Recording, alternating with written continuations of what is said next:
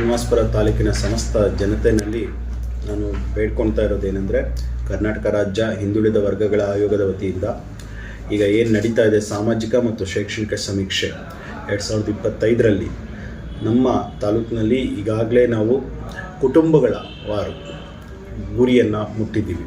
ಆದರೆ ಜನಸಂಖ್ಯೆವಾರು ಗುರಿಯಲ್ಲಿ ಸುಮಾರು 45,000ದಷ್ಟು ಜನಸಂಖ್ಯೆ ನಮಗೆ ಶಾರ್ಟೇಜ್ ಇದೆ.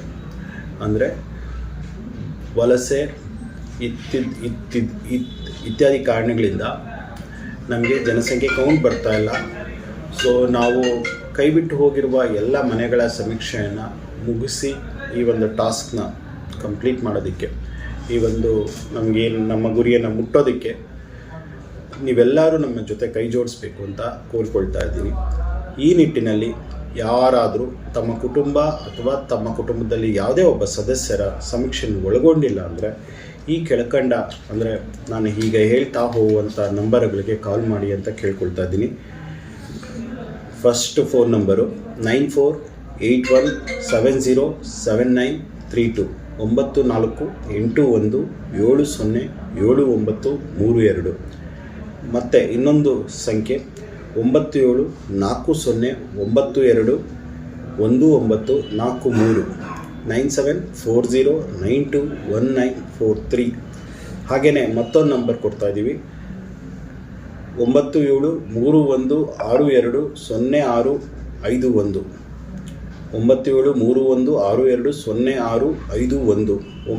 9731620651. ಹಾಗೆಯೇ ಕೊನೆಯದಾಗಿ ಮತ್ತೆ ಇನ್ನೊಂದು ನಂಬರು 8861872500 88618725000. ನಿಮ್ಮ ಈ ಒಂದು ಸಮೀಕ್ಷೆ ಯಾವುದೇ ಒಂದು ವಿಧದಲ್ಲಿ ಯಾರಿಗೇ ಆಗಲಿ ತೊಂದರೆ ಉಂಟು ಮಾಡೋದಕ್ಕಲ್ಲ, ಒಂದು ಸಾಮಾಜಿಕ ಸ್ಟ್ಯಾಂಡರ್ಡ್ ಅಂದರೆ ಕಲೆಕ್ಟಿವ್ ಇನ್ಫಾರ್ಮೇಷನ್ ಅಷ್ಟನ್ನೇ ಬಳಸ್ಕೊಳ್ಳೋಕ್ಕಾಗುತ್ತೆ. ವೈಯಕ್ತಿಕ ಮಾಹಿತಿಗಳನ್ನು ಯಾರೂ ಸಹ ಬಳಸ್ಕೊಳ್ಳಲ್ಲ. ಹಾಗಾಗಿ ನೀವು ಮಾಹಿತಿಯನ್ನು ನೀಡಬೇಕಾಗಿ ಕೋರ್ಕೊಳ್ತಾ ಇದ್ದೀನಿ. ಸೊ ಈ ಒಂದು ಸಮೀಕ್ಷೆಯಿಂದ ನಮ್ಮ ರಾಜ್ಯದ ಅಭಿವೃದ್ಧಿಯನ್ನು, ಸಾಮಾಜಿಕ ಅಭಿವೃದ್ಧಿಯನ್ನು ಕೈಗೊಳ್ಳೋದು ಸರ್ಕಾರದ ಗುರಿಯಾಗಿರುತ್ತೆ. ಈ ಕುರಿತು ಹೆಚ್ಚಿನ ಮಾಹಿತಿಯನ್ನು ನಮ್ಮ BO ಸಾಹೇಬರು ಹಾಗೆಯೇ ನಮ್ಮ ತಾಲೂಕಿನ ಹಿಂದುಳಿದ ವರ್ಗಗಳ ಕಲ್ಯಾಣ ಇಲಾಖೆಯ ಅಧಿಕಾರಿಗಳು ಮಾತಾಡ್ತಾರೆ. ಏನು ನಮ್ಮ ರಾಜ್ಯ ಸರ್ಕಾರ 2025 ಮತ್ತು 26ನೇ ಸಾಲಿನಲ್ಲಿ ಕರ್ನಾಟಕ ರಾಜ್ಯ ಹಿಂದುಳಿದ ವರ್ಗಗಳ ಆಯೋಗದ ವತಿಯಿಂದ ನಡೆಸ್ತಾ ಇರ್ತಕ್ಕಂಥ ಸಾಮಾಜಿಕ ಮತ್ತು ಶೈಕ್ಷಣಿಕ ಸಮೀಕ್ಷೆ ಕಾರ್ಯ ನಡೀತಾ ಇದೆ. ಸೊ ನಮ್ಮ ಶ್ರೀನಿವಾಸಪುರ ತಾಲೂಕಿನಲ್ಲಿ ಏನೋ ಒಂದು 48,000 ಒಂದು ಕುಟುಂಬಗಳ ಸಮೀಕ್ಷೆ ಏನಿತ್ತು. ಕಳೆದ ಒಂದು 2-3 ದಿನಗಳ ಹಿಂದೆ ನಮ್ಮ ಜಿಲ್ಲಾಧಿಕಾರಿಗಳು ಸಭೆಯನ್ನು ಮಾಡಿ, ಆ ಸಭೆಯಲ್ಲಿ ನಮಗೆ ಮುಳಬಾಗಿಲು ಮತ್ತು ಶ್ರೀನಿವಾಸಪುರ 2 ದಿನಗಳ ಒಳಗಡೆ ಸಮೀಕ್ಷೆಯನ್ನು ಮುಗಿಸಬೇಕು ಅಂತ ಹೇಳಿದರು. ಸೊ ಅದರಂತೆ ಮಾನ್ಯ ತಹಸೀಲ್ದಾರರು, ನಾವು ಮತ್ತು ನಮ್ಮ BCM ಅಧಿಕಾರಿಗಳು ಮತ್ತು ನಮ್ಮ ತಾಲೂಕಿನ ಎಲ್ಲ ಶಿಕ್ಷಕರು ಮತ್ತು ಎಲ್ಲ ಪೋಷಕರು ಮತ್ತು ನಮ್ಮ ಕುಟುಂಬದವರ ಒಂದು ಸಹಕಾರದಿಂದ ನಾವೀಗ ಪೂರ್ತಿ ನಮ್ಮ ಒಂದು ಶ್ರೀನಿವಾಸಪುರ ತಾಲೂಕಿನ ಕುಟುಂಬಗಳ ಸಮೀಕ್ಷೆ ಮುಗಿದಿದೆ. ಆದರೆ ಈಗ ಕಾರಣಾಂತರಗಳಿಂದ ನಮ್ಮಲ್ಲಿ ಏನು 2011ರ ಒಂದು ಜನಗಣತಿಗೆ ಒಂದು ಹೋಲಿಕೆ ಮಾಡಿದಾಗ ನಮ್ಮ ಶ್ರೀನಿವಾಸಪುರ ತಾಲೂಕಿನಲ್ಲಿ ಒಂದು 48,000 ಸುಮಾರು 48,000 ಜನಸಂಖ್ಯೆ, ಅದು ಸ್ವಲ್ಪ ವ್ಯತ್ಯಾಸ ಆಗಿದೆ. ಅದಕ್ಕೆ ಕಾರಣಗಳು ಹಲವಾರು ಇರ್ಬೋದು. ಈಗ ಕೆಲವರು ಮನೆಗಳನ್ನು ಬಿಟ್ಟು ಬೇರೆ ಕಡೆ ವಲಸೆ ಹೋಗಿರ್ತಕ್ಕಂಥದ್ದು, ಹಾಗೆಯೇ ಕೆಲವು ವ್ಯಕ್ತಿಗಳು ಡೆತ್ ಆಗಿರ್ತಕ್ಕಂಥ ಇರ್ಬೋದು, ಮತ್ತು ಆ ದನದ ಕೊಟ್ಟಿಗೆ ಮತ್ತು ಆ ಕಡೆ ಆ ಥರ ಒಂದು ಮೀಟರ್ ಹಾಕಿರ್ತಕ್ಕಂಥದ್ದು ಇರ್ಬೋದು, ಅಥವಾ ಈ ಒಂದು ಕುಟುಂಬದ ಸಮೀಕ್ಷೆಯನ್ನು ಕೊಡಲಿಕ್ಕೆ ಅದನ್ನು ಕೆಲವರು ನಿರಾಕರಣೆ ಮಾಡಿದ್ದಾರೆ. ಸೊ ಈಗಾಗಲೇ ಹೈಕೋರ್ಟು ಉಚ್ಚ ನ್ಯಾಯಾಲಯ ಏನು ಮಾಡಿದೆ, ನಮಗಾಗಲೇ ನಿರ್ದೇಶನ ಕೊಟ್ಟಿದೆ. ಇದು ಸಮೀಕ್ಷೆ ಅಂತಕ್ಕಂಥದ್ದು ಕಡ್ಡಾಯವಾಗಿ ನಾವು ಅವ್ರ ಮೇಲೆ ಯಾವುದೇ ಕಾರಣಕ್ಕೆ ಒತ್ತಡವನ್ನು ಹೇರುವಂತಿಲ್ಲ. ಅವರು ಸ್ವಯಂ ಪ್ರೇರಿತರಾಗಿ ಸ್ವಇಚ್ಛೆಯಿಂದ ಅವರು ಮಾಹಿತಿಯನ್ನು ಕೊಡಬೇಕಾಗ್ತದೆ.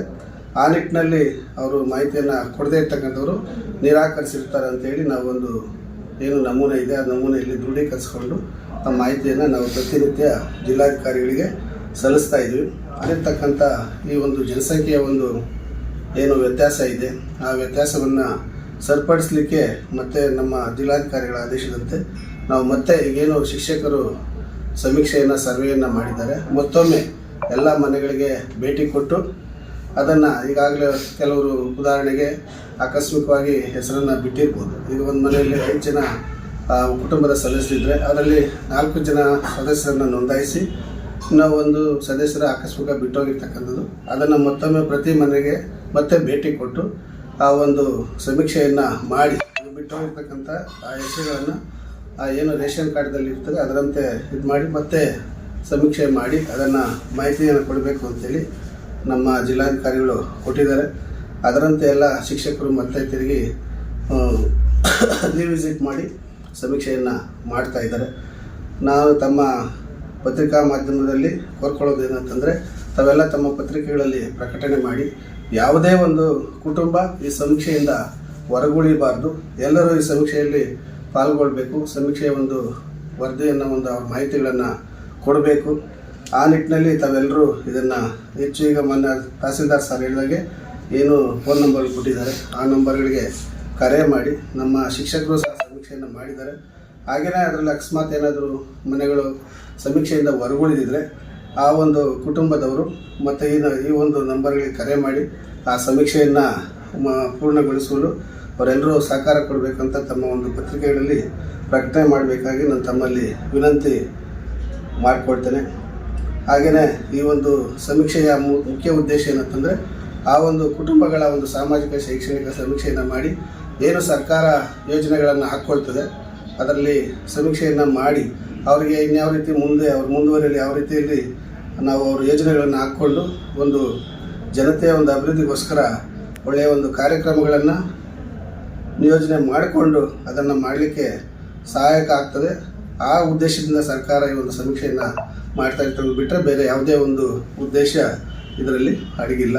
ಹಾಗಾಗಿ ಮತ್ತೊಮ್ಮೆ ತಾವೆಲ್ಲರೂ ತಮ್ಮ ಒಂದು ಪತ್ರಿಕೆಗಳಲ್ಲಿ ನಮ್ಮ ಒಂದು ತಾಲೂಕಿನಲ್ಲಿ ಯಾವುದೇ ಒಂದು ಕುಟುಂಬ ಸಮೀಕ್ಷೆಯಿಂದ ಹೊರಗುಳಿಬಾರ್ದು, ಪ್ರತಿಯೊಬ್ಬರು ಈ ಒಂದು ಸಮೀಕ್ಷೆಗೆ ಒಳಗಾಗಿ ತಮ್ಮ ಒಂದು ಮಾಹಿತಿಯನ್ನು ಕೊಡಬೇಕು.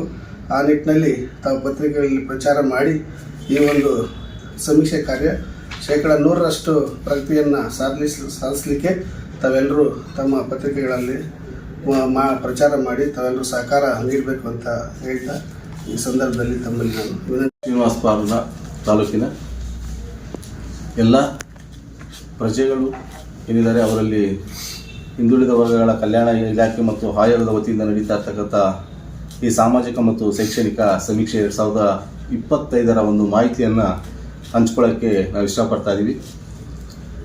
ತಹಸೀಲ್ದಾರ್ ಸರ್ ಹೇಳ್ದಂಗೆ ನಾವು ಕುಟುಂಬಗಳ ಒಂದು ಸಂಖ್ಯೆ ಏನಿದೆ ಅಂದಾಜು 2011 ಜನಗಣತಿಯ ಒಂದು ಪ್ರಕಾರ ಅದನ್ನು ನಾವು ಕ್ರಾಸ್ ಮಾಡಿದ್ದೀವಿ. ಆದರೆ ಶ್ರೀನಿವಾಸಪುರ ತಾಲೂಕಿನ ಕೆಲವು ಪ್ರಜೆಗಳು ಬೇರೆ ಕಡೆ ಕೆಲಸದ ಆಮಿಷಕ್ಕೆ ವಲಸೆ ಹೋಗಿರ್ತಕ್ಕಂಥದ್ದು ಹೆಚ್ಚಾಗಿ ಕಂಡು ಬರ್ತಾ ಇದೆ.